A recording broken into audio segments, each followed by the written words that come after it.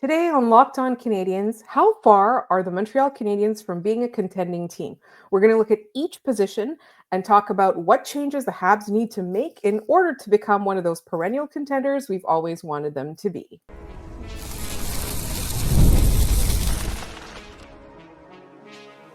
You are Locked On Canadiens, your daily podcast on the Montreal Canadiens, part of the Locked On Podcast Network, your team every day. Hi, everyone, and welcome to another episode of Locked On Canadiens. We want to thank you all for making us your first listen of the day. As you know, we're free and available wherever you get your podcasts, as well as on YouTube, as part of the Locked On Podcast Network, where you get your team every day. And today's episode is brought to you by FanDuel. Right now, new FanDuel customers can get $200 in bonus bets if your first $5 bet wins. My name is Laura Saba, and you might know me from Habs Eyes on the Prize or Hockey Primetime. And I'm joined, as always, by the wonderful Ian Boisvert, and you will know him from Rabbit Habs or the Build podcast. We always get asked, when is the Build coming back? When the Habs win a cup. And we're about to talk about how long it's going to take for that to happen. Ian, how are you doing on this hot and humid Tuesday evening? Yeah, it's pretty much the same where I am too. And look, it's kind of pressing that we're going to talk about this as we're recording this. Game 6 of the Stanley Cup has yet to be played. There might be a Stanley Cup champion right now as you're listening to this. So it'll be interesting to look at the Canadiens build. You know, not to point to my old stomping grounds at the build, but to say that where they stand as far as how they are building a Stanley Cup champion. How close are they? I used to ask myself at the end of every episode, are they any closer to a cup today than they were yesterday? And oftentimes the answer was no. It was very much during the dark years of the rebuild. Today, I think we might be surprised by the degree in which they are closer. Yes, absolutely. So let me just break down today's episode. In the first segment, we're going to talk about forwards. The second segment, we're going to talk about defense. The third segment, we're going to talk about goaltending, and we're going to talk about what changes the Canadiens need to make between now and contention. And the changes could be anything. It could be invest in a particular thing, make them get new types of skates. It could be anything. But the point is, these are changes that will lead them to get closer to contention and be one of those teams that everyone's worried about playing. And we are also going to talk about, who gets left out, what players don't get re-signed, what players could possibly get traded, what players will not be part of this team, or what we expect will not be part of this team once the Canadiens are ready to be that perennial contender. So let's start with forwards. I think that it's not news to anybody, as Jeff Gorton said, we need a second line center. I think the biggest glaring hole for the Montreal Canadiens is that second line center. But I would argue that second line winger who would play alongside the center and Demidov or Slafkovsky, depending on how it shakes out, 2 years from now or whatever, that's also a big question mark. Yeah, I think so too. And let's start with the 2C. It's a bit that we've cultivated on this show. It will be. I mentioned the gentleman I met at the driving range, and as he left, he yelled, "They need to fill that 2C." So it's what we're all talking about. I was listening to Scott Wheeler. He was on the Best and Good book this week, and he was mentioning that there's some thoughts that maybe Michael Hayes at the NHL level is a winger and not a center. And if that's the case, then that I think puts a larger emphasis, not so much this season, but in the grand scheme of things, to find a certain number 2 center, right? I mean, if we're waiting for Godot, right? We're waiting for Michael Hayes to show up, and then he gets here, and it turns out he's not a center, and they're not prepared for that outcome, they're in trouble. I think the Canadiens are preparing for that sort of eventuality. I think they like the kid. They like Michael Hayes, the person, the fact that he grew up a Habs fan and speaks French and it matters to his family. I think that mattered a great deal in his selection. He's also just a supremely talented forward. But should he not fill that center hole? That's another place the Canadiens are. We already know, they have to fill that, whether it's with temporary solutions, going the route that Colorado has gone as of late, just keep throwing guys in and out of there, trying to find, who's going to stick around. I think Brock Nelson just signed a deal there. So, they might have that fixed for a little bit. But yeah, I think at forward, the second line center is the biggest need at this moment. So let's talk real quick. We have alluded to it in the past, but in that top six, I think we're pretty much set with Nick Suzuki's always going to be a part of this team. Cole Caulfield's always going to be a part of this team. Yuri Slafkovsky and Ivan Demidov. Like, I would say that they're untouchable, but also, like, I think the closer the Canadians get to being that team, like, they'll also just want to stay, right? Like, I feel like it's not going to turn into one of those toxic situations, or they're going to have to do salary cap dumps, because they're going to find a way to keep those guys, right?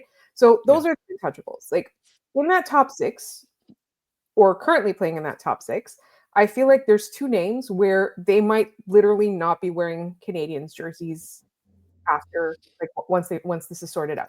I think Patrick Laine, as we know, is probably the last year of the Patrick Laine experiment in Montreal. We will look at it fondly. We will look back on it fondly, but he's not going to be part of that core. And I think Alex Newhook is not going to be part of that core. The question with Alex Newhook is, does he get moved down to the third line, or does he end up on another team? Yeah, I think that at this point has to be a question, because remember, Montreal spent quite a bit to get this player. They have him under contract, I believe, for one more year. And then he becomes a restricted free agent. He was very similar to Kirby Dach in that they were able to sign pretty long contracts and still be restricted free agents at the end of them. But with that all said, it's just as much a situation with Kirby Dach in that top six, where we don't know what he projects to be. Like, that's two guys that Montreal made draft day, or I guess in the case of Alex Newhook, I think it was the day before the draft, made big trades to acquire these guys because they thought they'd be key parts of this team. And now there are question marks as to whether or not that's going to happen. And actually, I misspoke. Newhook has 2 more years left at 2.9. He's a restricted free agent at the very end of that. So I think, looking at Newhook as an option of somebody who might be able to play in the bottom six certainly helps. I do think, though, even for the immediate future, finding a third line center is just as paramount for the Canadians. We know that line of Dvorak, Gallagher, and Anderson was incredibly important, especially in the playoffs. I thought they played so well in that series against Washington. But like, they need to be able to roll four of their lines, and the only way they're going to be able to do that is with those guys, with those roles filled. Focusing back on the top six, though, is there enough star power there? We have Suzuki, we have Caulfield, we have now Ivan Demidov headed into his true rookie season. Is that enough offensive firepower, or do they still need to add, more so just outside the realm of they need a second line center? Do they need a second line center who can put up 70 points? I think it helps at the end of the day. I think that it's like, you can make do without it. But if you look at all the teams that win now, like, that depth in their top six is incredible. Right? Yeah. I mean, you look at Florida. I mean, Brad Marchand's a third liner on the Florida Panthers. It's goofy. It shouldn't happen. He's incredible. And it sucks saying that. I hate it. It makes me want to throw up every time I see him do something cool. But yeah, I think the depth is super important. And I think they're going to have to find that big center, but they're also going to have to find, most likely, another winger to play on that line. Yeah. If you have a big number 2 center that comes in and is able to play there, that's great. Unless it's Michael Hage on the other side playing in that wing, you might need to look elsewhere. Yeah. And we did talk about that in our last episode, or last couple of episodes, right? Like, where they can look for that. And so my thing about the bottom six is, and I know we're running out of time, I feel like their philosophy with respect to the bottom six is solid. Whether we see the same players in there or not, I think it doesn't really make a difference, because they understand that need for, like, we talked about it in our last couple of episodes as well, for that to be 2 lines of pests, but pests with talent and skill. They can't just be like, it can't be like, and God love him, I know he's like made a career for himself and all that, but like, they can't be Maxime Lapierre. You know what I mean? Yeah. Like, he's a definition of a pest. They have to be like Brad Marchand has to be your third liner. Yeah. Well, I'm That's looking kind at of the pest bottom you need. 6. None of those guys were acquired by this front office, Yeah. right? Like, they're all, I mean, Emil Heineman was acquired by this front office. That's it in that bottom 6 from game 5 of the Stanley Cup playoffs, right? Like, we haven't seen what they want to add to that kind of part of their team. So that's as interesting to me as looking at the top six, because I don't know what players or what value they're going to put on acquiring guys to go in those roles. Yeah, absolutely. So I think out of 12 players, the only ones we can be really sure that we're still going to see are four of them. And then everyone else is possibly interchangeable, including Jake Evans that they just signed to a massive, a long deal, right? All right.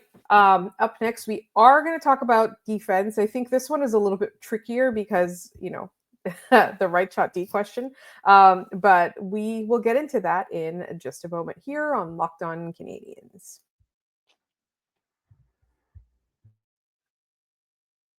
This episode is brought to you by FanDuel. The NBA playoffs are almost over. There's 1 or 2 games left, depending on how it shakes out. And every game delivers highlight-worthy performances, major momentum shifts, and can't-miss moments. Whether it's a game-winning shot or a breakout player, there's never been a better time to get in on the action. FanDuel makes it easy to stay in the game before tip-off and live. With player props, performance trends, and same-game parlays, fans have more ways than ever to play smart and win big. Personally, I like to add to the suspense by adding those same game parlays. And a $200 bonus in bets if your first $5 bet hits can keep it going and bring you closer and closer than ever to the NBA Finals action. And if you're new to FanDuel, this is the perfect time to sign up. Head to FanDuel.com and place your first $5 bet. If it wins, you'll get $200 in bonus bets. Make every moment more with FanDuel, official sports betting partner of the NBA. Anas.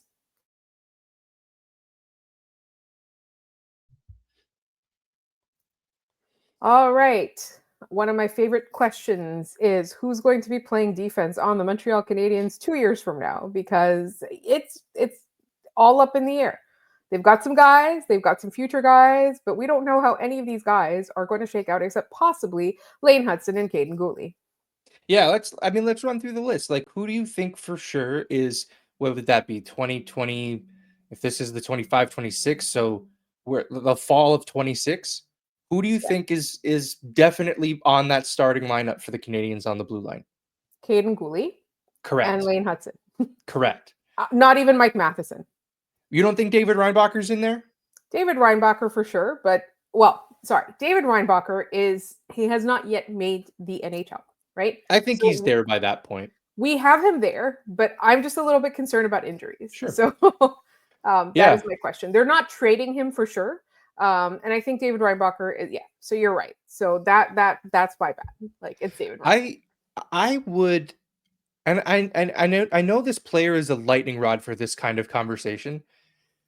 I would maybe not write it in pen, but maybe erasable pen. Arbor Xhekaj.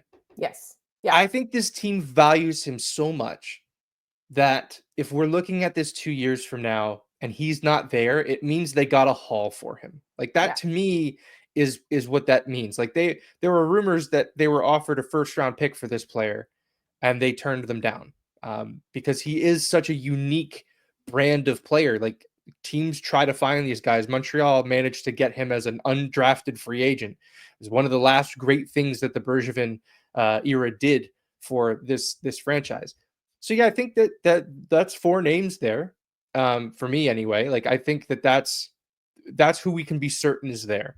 Is Alex Carrier still there? I kind of hope so. I've really liked the Alex Carrier experience so far. I can't wait to see him, in a full season with the Canadiens next year with a fully, he'll go into camp with a fully fleshed out role. Mm-hmm. Excited to see that. Where do they need to add? Are they a big piece away on the blue line? I think they need a big guy. They definitely need a big guy. They need a big, thundering, going to murder you guy. And Arbor Xhekaj is that guy, but they need one that can play on one of the top 2 pairings, right? Like, Arbor Xhekaj is 5 or 6. He's there. He's unique. He's special. There's not a lot of hope. There's not a whole lot of players that play like him, but he is a 5 or 6 defenseman.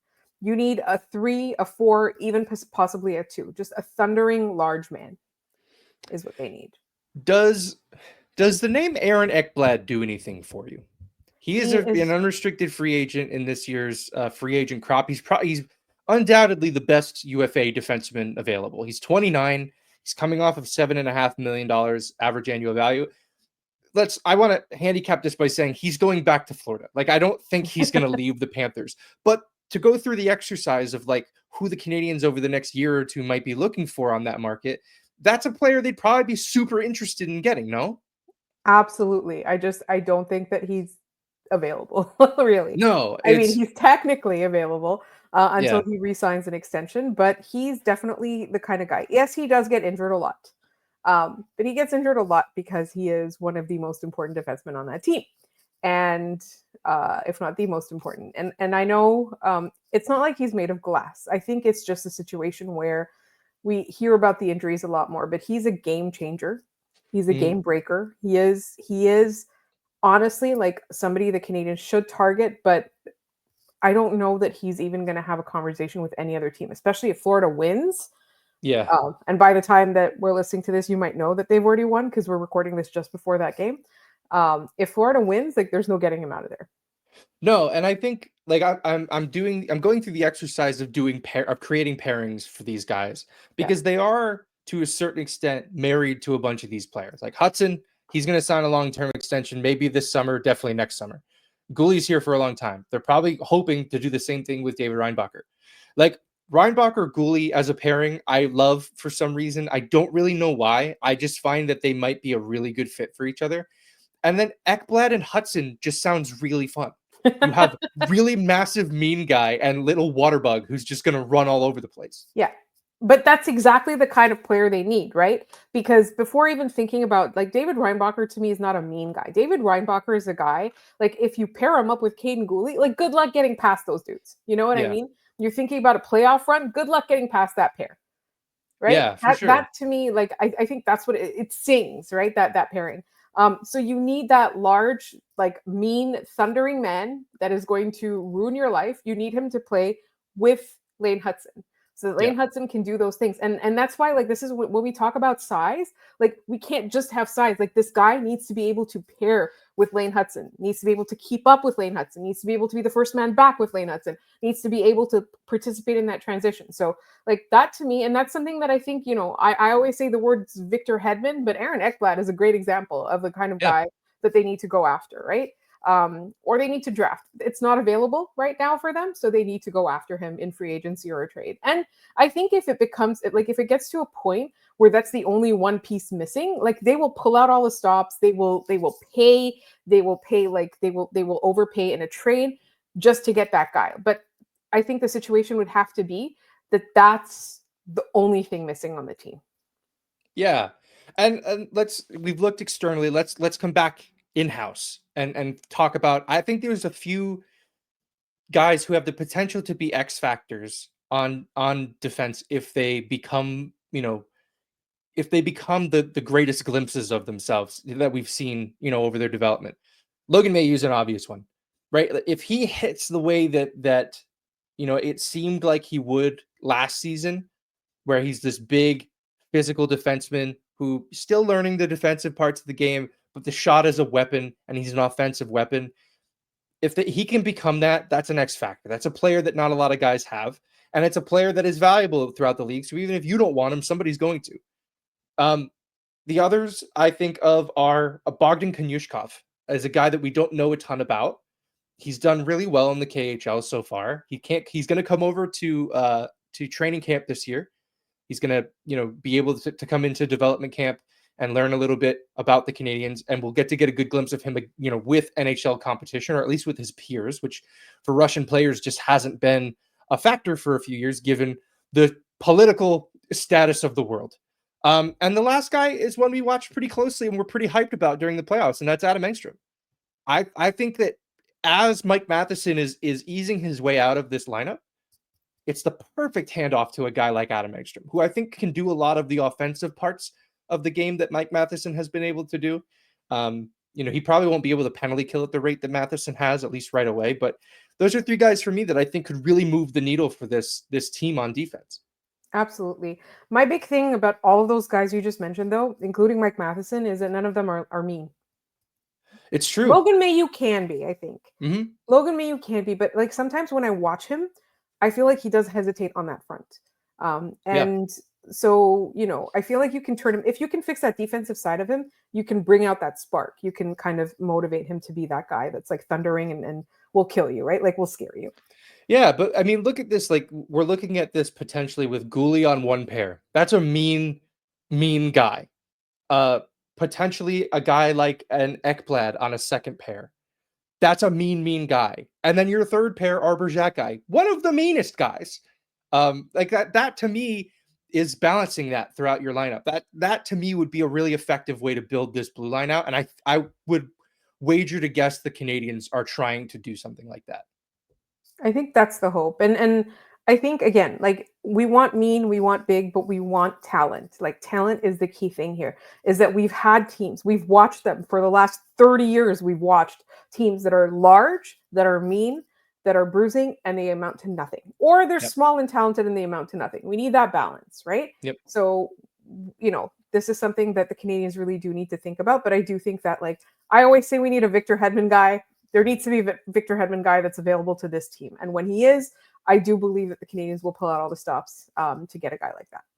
All right, but younger, not actual Victor Hedman. He's like in the twilight of his career. No more old guys unless it's Sidney Crosby. All right, yeah.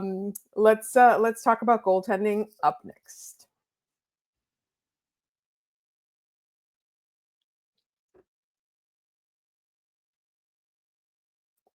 So, Ian, I think at the beginning of this past season, if you had asked me what is the biggest question mark in the Montreal Canadiens lineup, I would have said goaltending. And I don't know that I've changed I know the number 2C is the most important question right now. I don't think that the goaltending is decided or set or solid in any way at this point, because what happened last year was that they didn't feel like there was enough talented goaltenders, and now I feel like there's too many of them and they got to figure out which eggs to put their basket, which basket to put their eggs in. Yeah, I think we learned a lot about the state of this team's goaltending over the year. If you think back to when, I was just starting on this show and we were talking in the preseason about our expectations for the year, the term I kept using for Cayden Primeau was he had a wide range of potential outcomes, right? He was either unbeatable or unplayable. Those are your options with that goaltender. And once again, we saw both of those things. At the AHL level, though, he was incredible. And I think he salvaged a lot of his season in the American Hockey League. I think it's been really hard for him not playing. He was in a 3-goalie rotation last year. When they finally moved on from Allen, he played pretty well the rest of the way last season.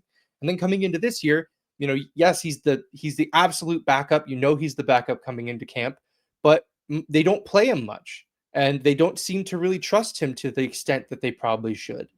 So I think Primeau has played his way off of this team, I think, in a positive way, in that he's going to say, no, I don't want an American Hockey League job. I want to try to get an NHL backup job. Because then you're just one good week away from being an NHL starter. So, I think the Primeau experiment, though, is the perfect foil for looking at Jacob Fowler and wanting to take your time with that player. And we saw the start of his career in Laval. He was fantastic. He's so good. I cannot wait to watch him develop. But you need to be patient with this player. There's going to be, I would imagine, there's going to be some appetite from the fan base to have him play NHL games next year. Whether, a goalie gets hurt, well, we should call him up. I think they need a veteran backup in the AHL that they can call up and send down on a pretty regular basis, because I just don't. It's a recipe for disaster. You get him up here and he looks great. Now you need to play him a little bit more, and you've now Cayden Primeau'd him. Like that to me, the greatest fear. Yeah. And that was the thing too, is that with Carey Price, right? Like the team always put him in a situation where he would play the most games. So sometimes we were upset that when he got set down or whatever, and then when he got called up and it seemed too early, or when they traded Cristobal Huey, I was like, they're leaving. That was what I was going to say. Yeah, like this unproven kid's hands. I can still, like, it comes up every year in my Facebook memories, the rant that I had the day after that trade. I remember not understanding it at all. Yeah. I was like, yeah, Price is gonna be good, but like what? And then he was phenomenal immediately after that. So it's fine. I think, I think the biggest thing with that is that whatever situation has him play the most minutes and has him play the most challenging minutes, that's the situation they need to put him in. And I think they're smart enough to do that. It just kind of leaves us with a like, so what do they do with like all of these guys? Like Cayden Primeau, if they trade him or trade his rights or something, I think that eliminates one of the questions. But then you have they need a veteran backup here. No, they don't. They need Jakub Dobeš here. Sorry. Yeah. They need a veteran backup in Laval. That's what I meant. And then how often do you play Jakub Dobeš? Like, how do you develop backups? How do you keep Samuel Montembeault sharp and develop Jakub Dobeš? And we know how they're going to develop like Jacob Fowler. We leave him in the AHL for now. But what happens to Jakub Dobeš's development?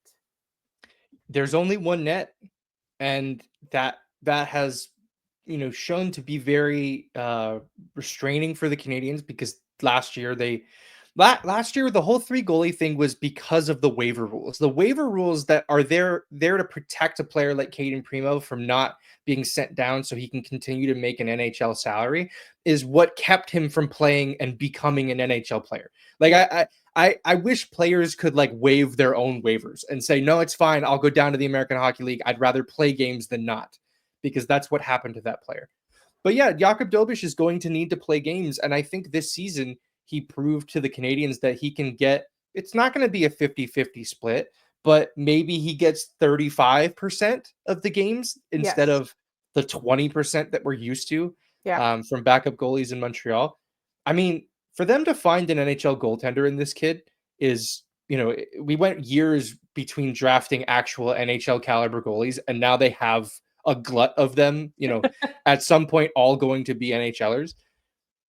I leave this season, and we still have to do the season reviews on all of our goaltenders. We're bringing on a goalie guy to talk about those. Mm-hmm. So we won't do that here, but I leave the season feeling very confident about the direction this team is going, and not so much that I know who it's going to be, but that it's going to be one of them. That we're not going to have to be trading stuff to get goalies later on. We have enough here. They just need to handle it right. And so, like, for me, I feel like next year the goalie schedule needs to be 1A, 1B. They can't be backup and starter. And it's just to get, because the thing is, we've only seen I don't even remember. Was it 15 games and 1 playoff game from Jakub Dobeš? It wasn't very many. Wasn't it a couple playoff games? Didn't he get? Yeah, Montembeault got hurt in game 3. Yeah. So he played. Yeah. He played 4 and 5. Yeah. And the rest of 3, 4 and 5. Yeah. So, yeah. So, I mean, no, wait. Did he get hurt in game 3? Yeah, because Logan Thompson did as well. Because Montembeault didn't win a playoff game. That win belonged to Jakub Dobeš. Oh, right. I remember now. For some reason, I imagined it all falling apart in the same game, in game 4. No, I know they all kind of blur together at this point, which is unfortunate because it was such a fun team that the 5 games happened just so fast. I do want to say on Montembeault, he's established himself as an NHL caliber goaltender. His numbers won't bear out a particularly strong season, but you watch the way that the guy battles. I think there's still a lot he needs to work on. But, if the Canadiens get to a point where Fowler's ready for the net between now and the time that Montembeault's contract is up, they're going to have no problem moving that player if they need to. Yeah, absolutely. I think that, again, the biggest question mark is what do they do with Jakub Dobeš? And I think it starts with having him play more games next year to see what they've got in him. And to give him that confidence and to give the team that confidence. And then, you might be able to trade one of them for something. All right. So I think we talked very much about personnel changes. We didn't really think about investments and stuff, but I do think the Canadiens have proven themselves to be willing to invest in whatever they need to off the ice, out of the salary cap, to bring a contender. I think it is a point of pride for them to be able to ice something that gets the city excited again. So I do think that whatever investment they need to make, they will. Yeah, agreed. All right. You want to do our trivia and get out of here? Let's do it.